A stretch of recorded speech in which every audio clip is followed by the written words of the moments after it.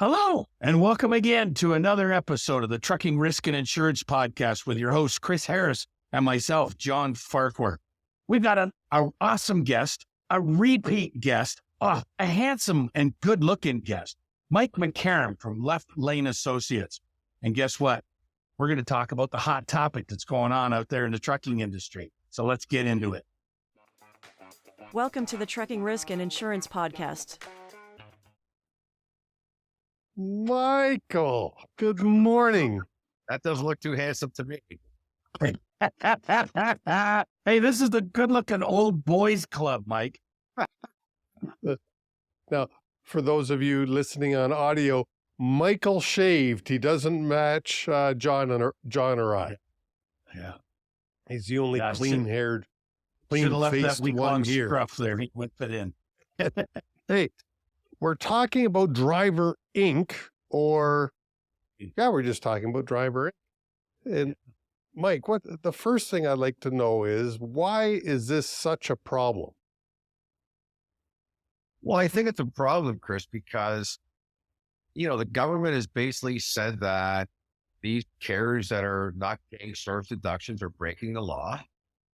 They continually acknowledge that they're not paying their taxes. They continually acknowledge that there's not a level playing field, but they continue to make promises that they don't follow up on relative to enforcement. So it's a big topic because trucking is a tough enough business alone, let alone trying to compete with someone. And this is just math I've seen. It's got a 20% of advantage in a business where you're making pennies on the dollar.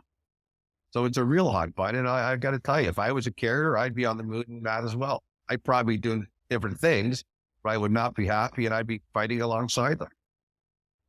Yeah, I mean, 20%, Mike, do you have any idea what kind of profit? And I know this is probably a terrible question to ask you, but what is the range of profit that trucking companies are making today, besides the minus numbers?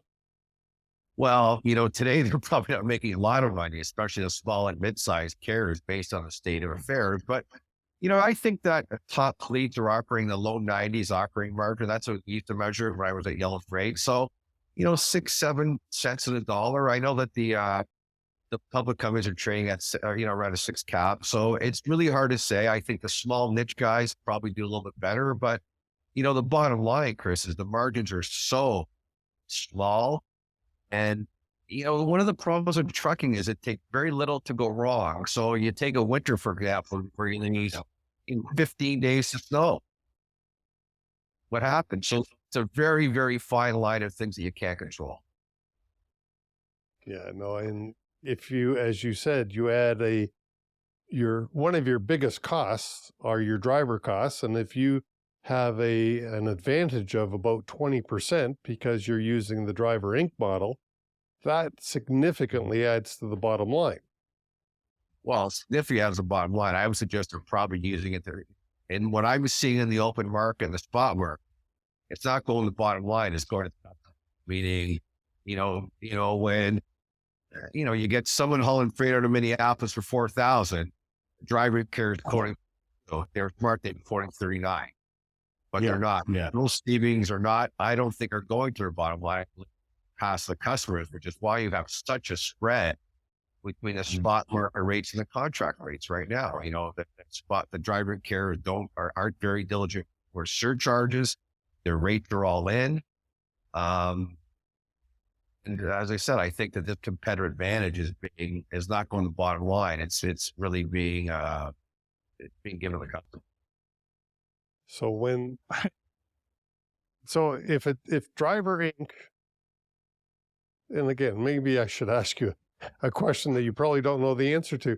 If it's such a problem, why hasn't the government moved forward and taken some substantial steps to eradicate it?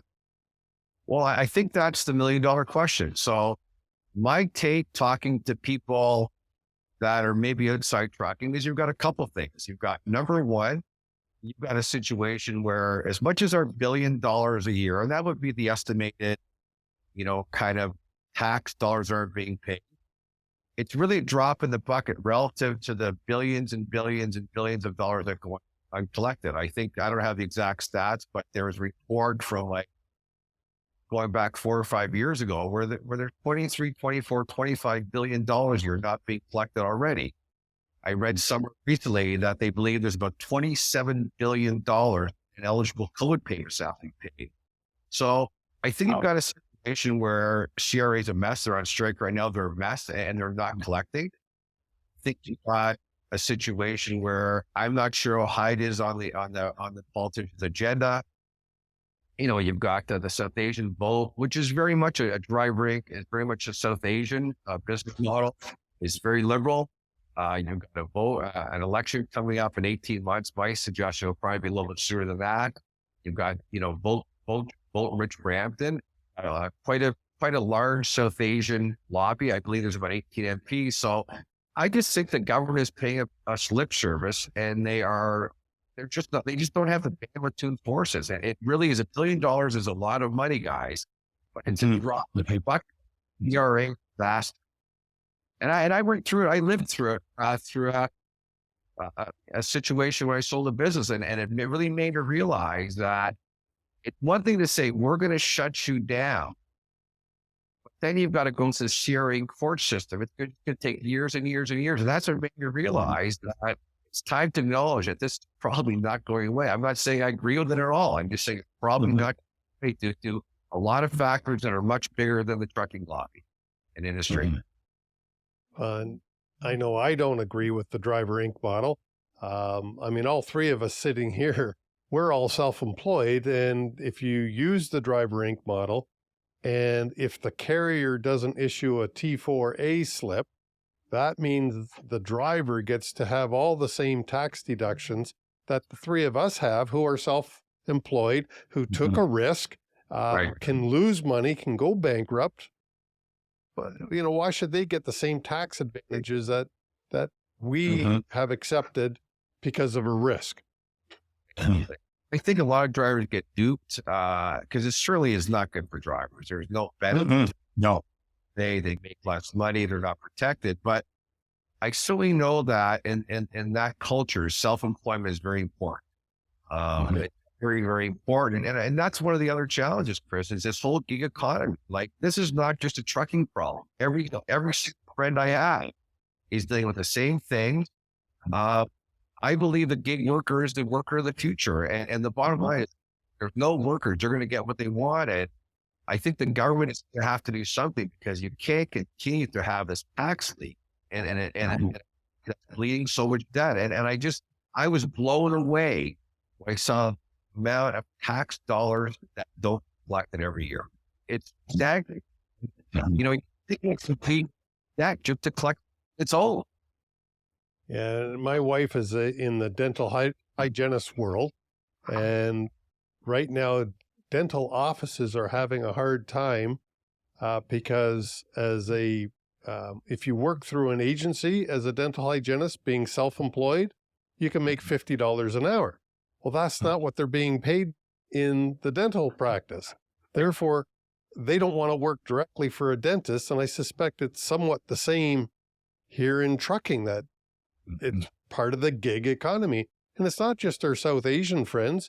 It's many. I use the dental hygiene as an example, and that's a wide culture mix. Right. Yeah. I think I have to be careful with South Asia. That's probably trucking, but certainly that's very much an Eastern European, basically that they immigrated to Canada. So, we talk about South Asians because, they're particularly focused on transportation, but the immigration in general, these people don't want T4, and there's so many around it. I know there are carriers that hide behind agencies, carriers that are doing sort of these, kind of rate owner operator models. There's a lot more carriers doing things. And, and I think what we're seeing as well is a lot of carriers are saying, they believe it's illegal. I think they believe it's illegal.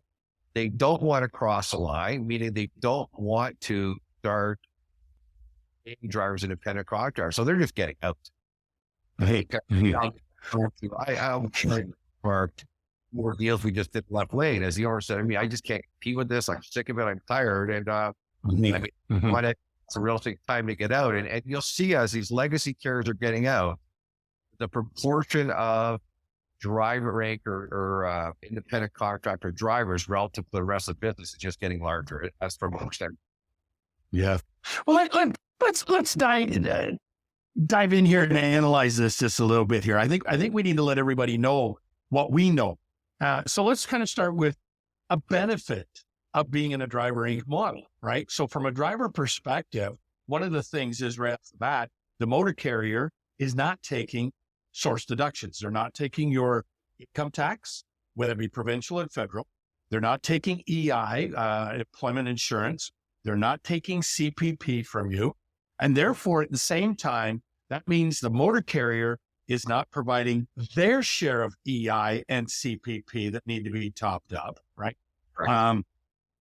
So to the driver's perspective, it's like, I'm making more money now, which is to them is like, hey, I want that now. I want that. So is there any other benefits that other than those that I just kind of pointed out that would be beneficial? And then we'll get into the cons of it here. Well, once again, I don't know how beneficial those are because of what's lost. If you weigh those things against workers' compensation, unemployment, Canada Pension, DPP, workman's comp, vacation benefits. I don't think there is and once again, I have to be careful. I don't have to be dangerous. But certainly the people there's no one benefits through this. And, the one thing about benefits, the thing that bothers me probably the most about all this, even tax situation, is the lack of safety with a lot of these companies. That's another negative. But I don't know, John, if there actually is any benefits other than benefits to the company, because you'll find now during COVID, there were so many non-employee fleets started and granted. It tells me they're also paying all their employees in the offices, independent contractors as well. Yep. Yeah, it's more than just driver. It's in other industries as well. I've been informed on by good sources. It's in all kinds of various different industries and whatnot. But you're right, that self-employed model is very important to a lot of these people. The unfortunate aspect is they're not realizing what comes with it. And I think one of the real big concerns is we talk about, and we use the acronym CPP. And I want to make it very clear on this show here what CPP stands for, because a lot of drivers do not know that CPP stands for the Canada Pension Plan. And that's your retirement. When you turn 60, 65, 70, and the guy with the whitest beard on this view right now is probably either already collecting or going to be collecting it. But that's a big thing. If you pay into it, the more you pay into it, the more you get out of it. So if you're not paying into it and your employer is not paying their share, their contribution into it, when it comes time, I'm sorry, you're going to have to keep working. So this is why you see these guys that are in their 70s and pushing beyond still driving truck because they never paid into the program and never put money away to invest properly so that they could properly retire. Yeah, I mean, John, I agree with you. The CPP is a huge thing that they're missing out on. Now, if I was self-employed and putting into RSPs or other investments, I could cover that up and be in good shape when I retire. The problem is when I had kids, I was living paycheck to paycheck, and the whole paycheck would be spent. And I didn't have, and when I was in my 20s and 30s, I didn't have money to invest. So I'm very thankful CPP got me through COVID. Let me tell you. Well, it's that catch-22, right? Because the sad part is even when I was younger and working my butt off, it's like, but they're taking CPP. What the hell is this for? I don't need this. I need the money right now. But now, as in my 50s here now, and I go to the bank and I sit with my financial representative and we look at the portfolio and he's going, hey, your CPP is looking pretty good. You're going to get a good chunk of change out of that because you paid into it properly as you should have, and your employers help support that as well. Because not all of us Good. are smart enough to put away investments. Well, Right. I have people in Canada with paycheck to paycheck. I always suggest you drive Oh, these huge. They're driving their own different, but I think part of the problem is they're getting duped. Yeah. Let's call a spade a spade. There's a lot of really good professional driver carriers. It's been going on for 15, 20 years. They're not dirt bags. You talk to them and they found a loophole that the government's yet to close. But on the smaller side, there's still a lot of seedy shit going on with God, yes. great scams, big driving schools, training guys. You know what really absolutely to me says it all. I think I mentioned to you this the last time. A buddy of mine from University of Rome, a pretty large warehouse. And they actually have to hire someone to shut trucks into the dock because the line haul driver who's driving 2,700 miles at load to California. Yeah. Now, if I can't there you go. That's why we're not live right there. And a guy can't drive a truck into a yard. How is he going to navigate he's got to drive 2,700 miles. How many situations is he going to run into or she's going to run into, like driving through Kitchener right now? And so I think the drivers get duped. They get this, dangle this dream of self-employment. You brag about your self-employment. And I've yet to see one benefit of drivers, but saying that a lot of these larger fleets are very professionalized now because they've been around for 20 years and they know what they're doing and they're getting significant market share. They're getting Fortune 500 companies because the one thing I've learned is customers don't care how you pay your drivers. So one thing that I think a lot of the legacy carriers were banking on is that loyal customers would refute using people that had an unfair advantage. That's not the case. Yeah. Well, and you know what? The aspect of that, that glory of owning my own operation, whether it be as a single individual, an owner operator, is great. And I've been an entrepreneur for many times. I've worked as a company guy many times as well. But if the biggest thing I could tell anybody is do your research. Because right now, the trucking industry is probably not the best place to be jumping in as an entrepreneur at this time. As you mentioned earlier on, spot rates, market rates are not where they need to be. The cost of fuel's through the roof, insurance is through the roof, truck payments, the price of equipment is through the roof. Now is not the time to be that guy when you do not have any business savvy sense. Learn it. Stay as a driver, work for a good company and realize how much money you can make. The good companies will show you how to be a good business operator and not dupe you, as you say, because that is a problem. I think the one thing to keep in mind, John, though, is that these people are self-employed. They don't have to take the risk. They're not, like owner operators. They're not the one paying for the trucks. They're not paying for the insurance. They're doing none of that. Their only risk is, the risking great job benefits and killing themselves or some of the road because they don't have enough training. They're not taking a risk. To your point, we all took a risk. I took a risk as a kid. I don't know how we did it. Do it, and you reap the benefits.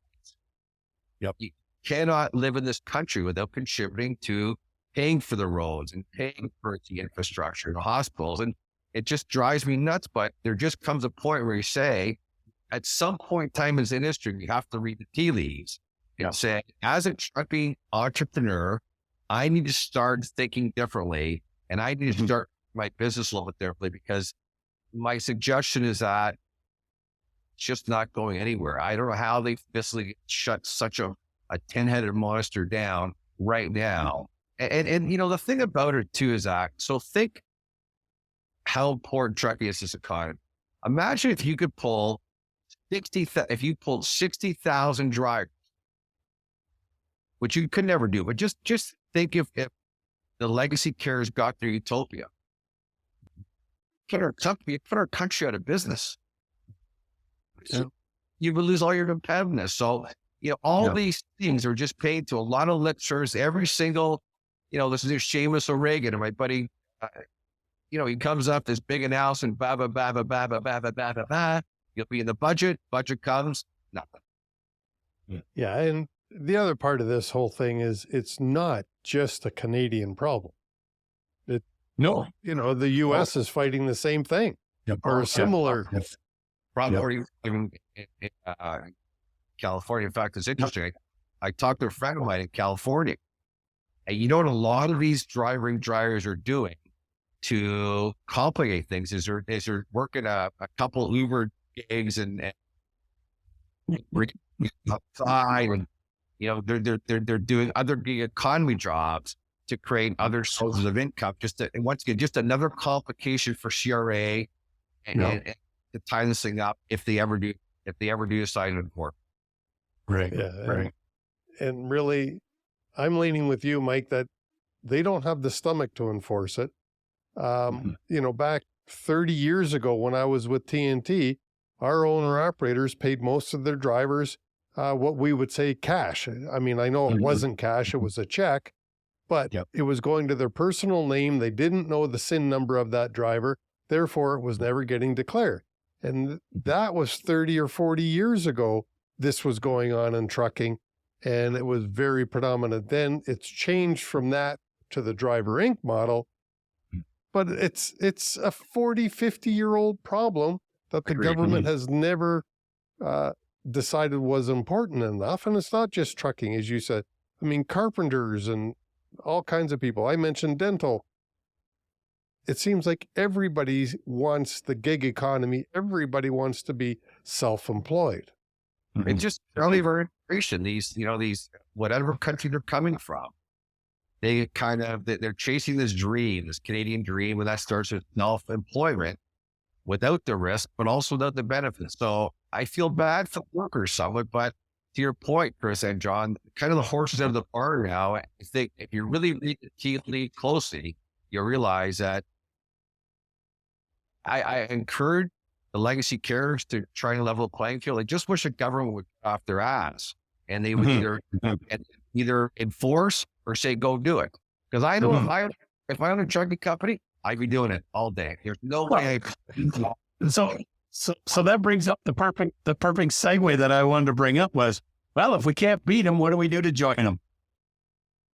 Well, I think it's, there comes a point where you say, either I have to join them or I have to get out, because I would suggest, once again, you're going to have trouble filling your trucks, the seats your truck, if you don't do this. So there's several things that can be done. First of all, the penalties itself, look at the fine that Seamus or Reagan $250,000 fine, regardless of the size of your trucking company. So if you're a 4,000 feet operator and they're out there, or one truck, you get this fine. So that's problem number.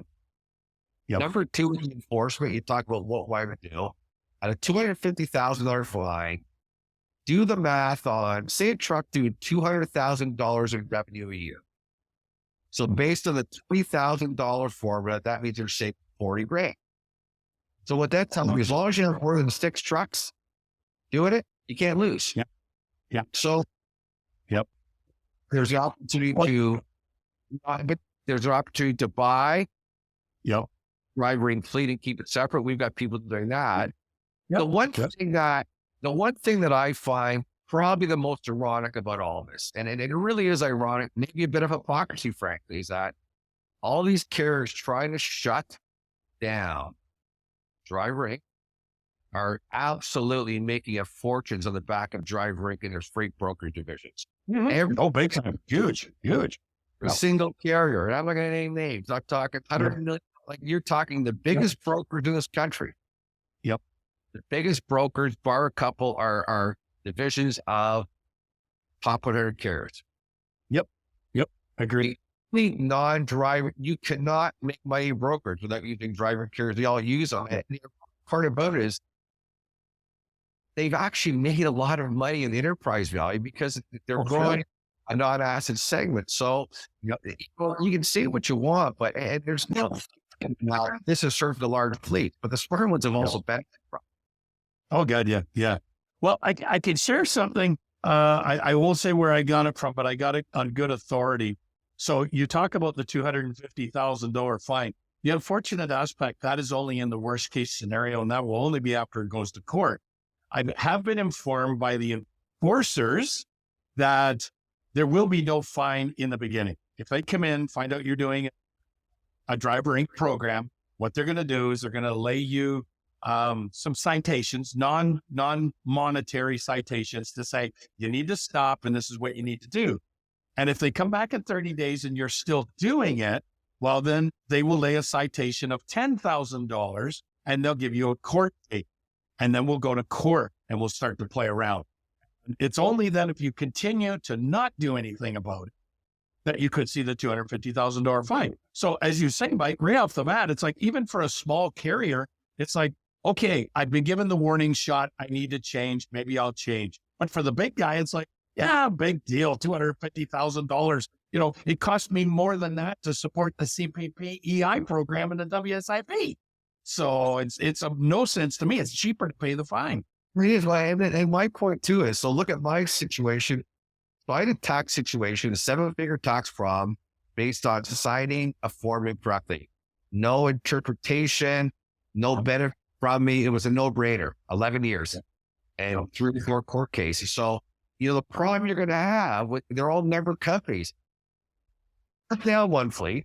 Do you think these guys, these drivers, or I shouldn't say guys, the men and women driving the trucks are suddenly going to run out and get a regular job with basic T4? No, they're going to go on their Driver Inc. thing. And by the time you shut the fleet down, 25 are going to start, because you pretty much work to the assumption that no one is starting a trucking company today in this country that's paying source deductions, period. Yeah. Well, and there's a lot of companies out there. You know, I've had the well, call it a privilege, I guess, to see these operations and whatnot. And they're operating totally illegally, where they have multiple numbered companies because, you know, their operating authority is under one company. Equipment is under another company, and then they lease it too. And we have legacy carriers that do the same thing, right? It's a legal tax program. It's for proper deductions and all that to manage your risk, because the last thing you want to have happen is, you know, one company takes everything down. So you break it up in pieces. Well, a lot of guys have companies that do nothing but the payroll.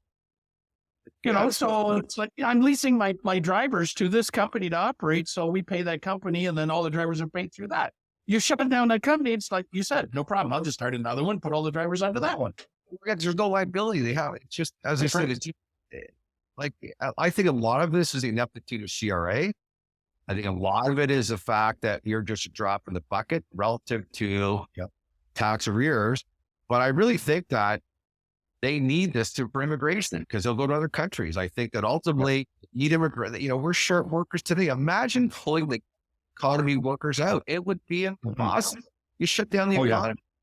It's all these realities. And once again, it's so important to understand that. I don't agree with this, but there comes a point where you read the tea leaves, you have to say, it logistically cannot go away.